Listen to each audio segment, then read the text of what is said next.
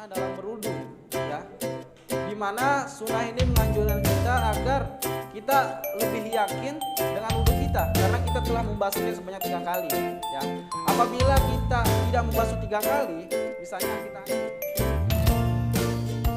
Bismillahirrahmanirrahim.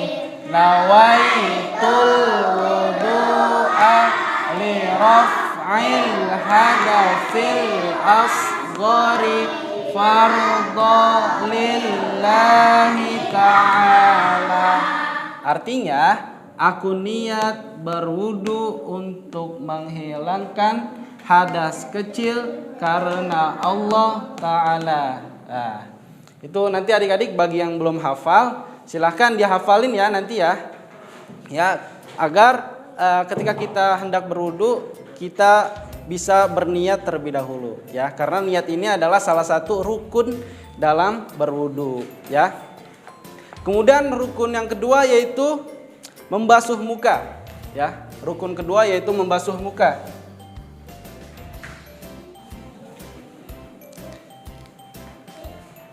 Ya, untuk rukun kedua ini yaitu membasuh muka. Artinya semua kulit yang ada di wajah atau muka itu harus terkena air ya, tanpa terkecuali. Ya, dari ujung dahi sampai ujung dagu, dari ujung telinga kanan sampai ujung telinga kiri. Artinya semua kulit yang ada di wajah itu harus terkena air ya. Jadi jangan sampai hanya setengah muka aja yang dikenakan air ya. Harus semua kulit yang ada di bagian wajah itu harus terkena air ya. Kemudian rukun yang ketiga yaitu membasuh kedua tangan dari ujung jari sampai siku ya.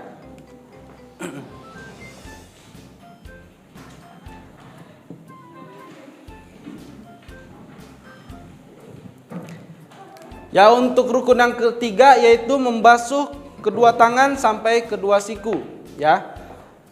Jadi dalam hal ini kita harus mengalirkan air dari ujung jari sampai siku ya, sampai siku sini ya.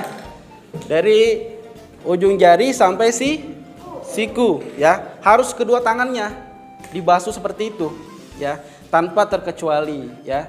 Jangan hanya satu tangan saja yang dibasuh ya, terkecuali tangan kita yang satunya itu sakit ya, itu sakit, itu baru boleh. Tapi kalau misalnya kita sehat itu harus dua-duanya dibasuh ya, dari ujung jari sampai siku ya.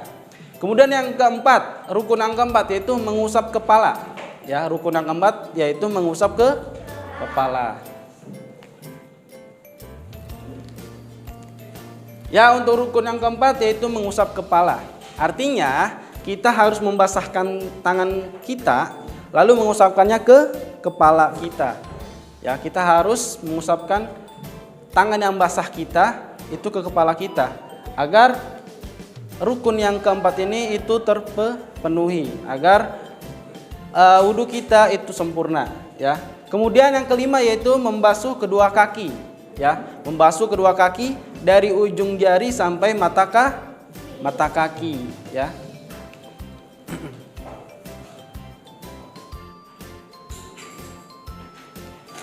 Ya, untuk rukun yang kelima yaitu membasuh kaki dari ujung jari sampai mata kaki ya. Jadi jangan sampai ketika nanti adik-adik berwudu jangan sampai hanya membasuh jari kakinya saja ya. Jangan sampai seperti itu ya. Yang benarnya yaitu kita membasuh dari ujung jari sampai mata kaki ya adik-adik ya. Kemudian yang keenam yaitu tertib atau berurutan ya. Yang keenam ini kita harus berurutan atau tertib, yakni diawali dengan niat ya, lalu diakhiri dengan membasuh kedua kaki ya. Jangan sampai dalam berwudu kita berantakan dalam pelaksanaannya ya, dalam pelaksanaan rukun-rukunnya ya. Jangan sampai kaki itu di awal kita berwudu dan niat itu di akhir ketika selesai berwudu. Jangan seperti itu ya. Tapi rukun yang keenam ini itu mengharuskan kepada kita untuk tertib ya.